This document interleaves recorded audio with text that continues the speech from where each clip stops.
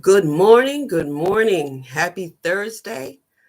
My name is Carol White, and I want to welcome you to When Life Needs a Detox, My Life with Multiple Sclerosis. I'm just glad to be back, you guys.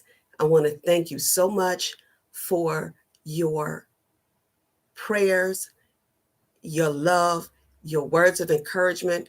There were people sending me encouraging songs and inspirational posts every single day while I was away. Thank you so very, very much. Um, I'm not really feeling really well. I had a fall before this all started, so I'm a little loopy. And as you can see, although I am COVID free, I'm still a hot mess. But we are going to get through today's topic. And that topic is love. I'm sorry, the topic today is MS, COVID, and love. There is a correlation. As you can see, love has been on my mind a lot. So let's get started. I had been feeling under the weather prior to Christmas. When my husband developed a nasty head cold, I began to feel even worse. Being that I was not able to shake the symptoms for several weeks, my husband and I chose to go and get COVID tested on the 11th of January, 2022. My positive diagnosis came back on the 14th, and my husband was negative. We did the prescribed quarantine period. I faithfully took my medications, and on the 21st of January, I got a negative result on my test, on my follow-up test, rather. I'm sorry. Now, while I have been cleared, I still suffer from a sore throat, insomnia, and major fatigue. Now, needing to know more about what I was going to experience, I did my research. You know how I am. And I found out a few things. Having MS didn't make me any more susceptible to COVID than anybody else. But there are certain factors that are shown to increase the risk of a severe case of COVID-19. At the top of the list, progressive MS. And that's what I have. Older age, male sex, the Black race, using a mobility device or wheelchair, having health conditions like obesity. And when they talk about obesity, what they're talking about is a body mass index of 30 or higher, diabetes or health disease, taking certain disease modifying therapies. Now, here's the thing, y'all. I tick off several of these boxes. I have progressive MS. I'm Black. I use a mobility device. And I do have clinical obesity. I'm 30 pounds overweight, and my body mass index is above 30.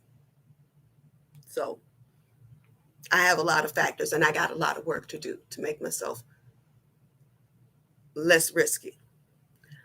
But then I also found that if you follow the CDC precautions relating to COVID-19, like the face masking rather, and social distancing, if you follow this strenuously, this will keep all MS fighters safe. Now, there's another factor that comes into play for me when it comes to MS and COVID, and that's love. Yes, I said it, love.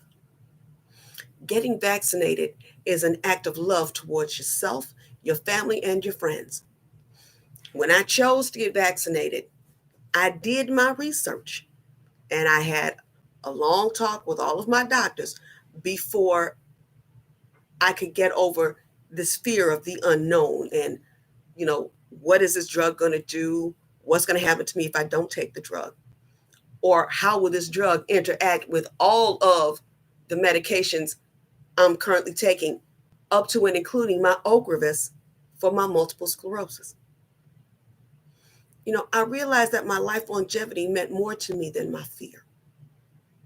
Now, I also did it because I had the responsibility of keeping my family safe at all costs. Not just me and my husband, but I have an 87-year-old father that I love dearly. He's suffering with prostate cancer. It's in remission, but I'm not going to mess with his health.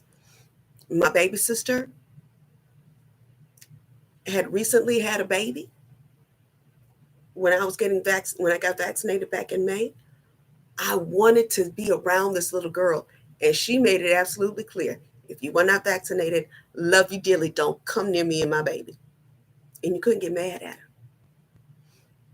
Now, my husband, on the other hand, has yet to fight his fear of this vaccine, and he still hasn't been vaccinated. This has placed a great deal of stress on our relationship. Because you see, I can't risk taking Carl around my father. I cannot get anywhere near my niece because Carl poses a threat, a potential threat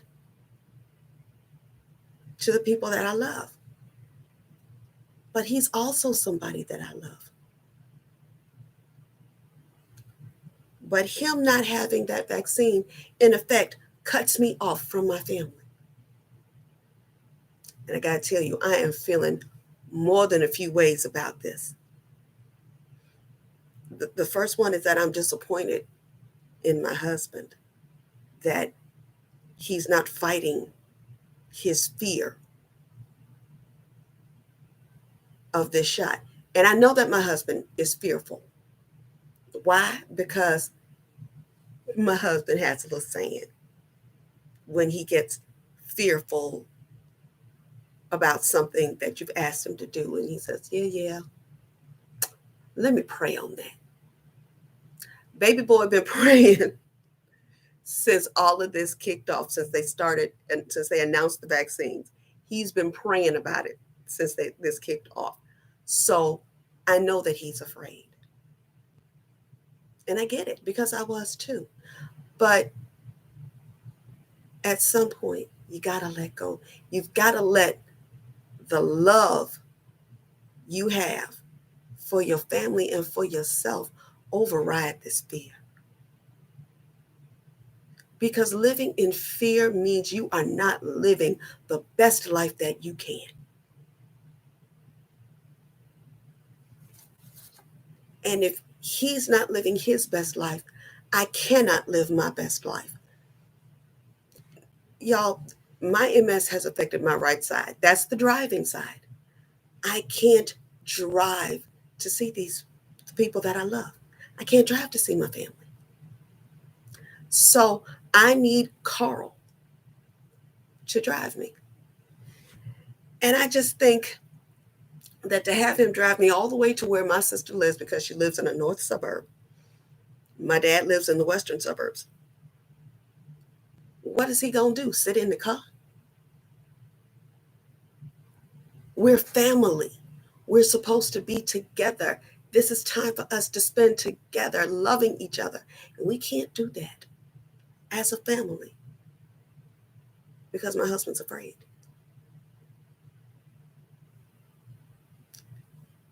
And also, when my husband gets fearful, my husband gets stubborn.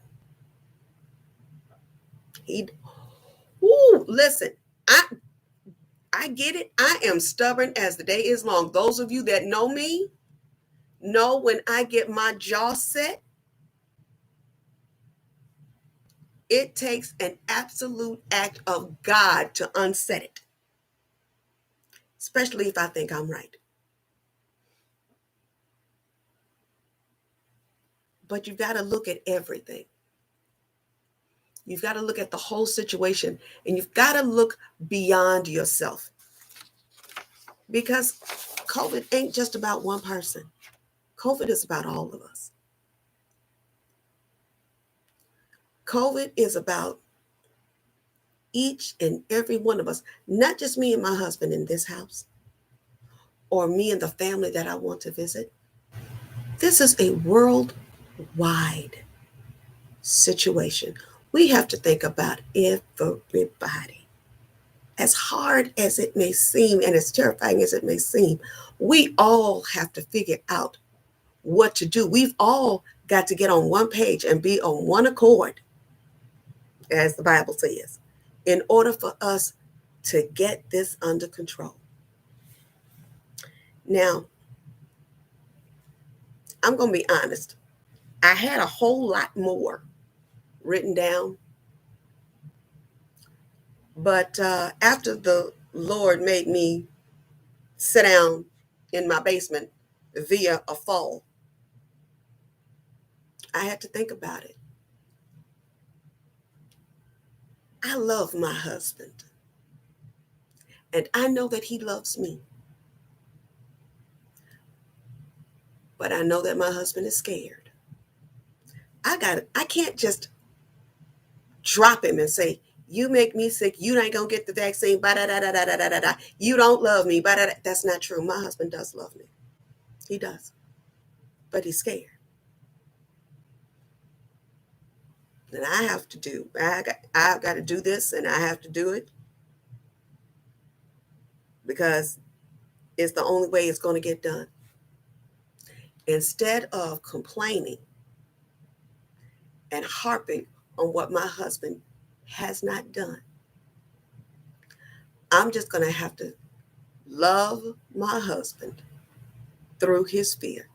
I'm going to have to take him by the hand and walk him through his fear. The same way I would if I had a child that was afraid. You have to walk the people you love through rough spots. You can't just let their hand go and tell them, "I'm sick of you. I'm going on about my business." I've got to love him through it. There is a correlation between MS, COVID-19, and love. But sometimes we get so focused on what we've decided love should be, we forget about what love truly is. And y'all, that's all I have for today. It's nothing more to be said. MS, COVID, love. It's a straight line correlation, no matter how you look at it. My name is Carol White, and I want to thank you for joining me for this week's edition of When Life Needs a Detox, My Life with Multiple Sclerosis. I love you all to the moon and back, and I hope to see you guys here next week. Bye-bye now.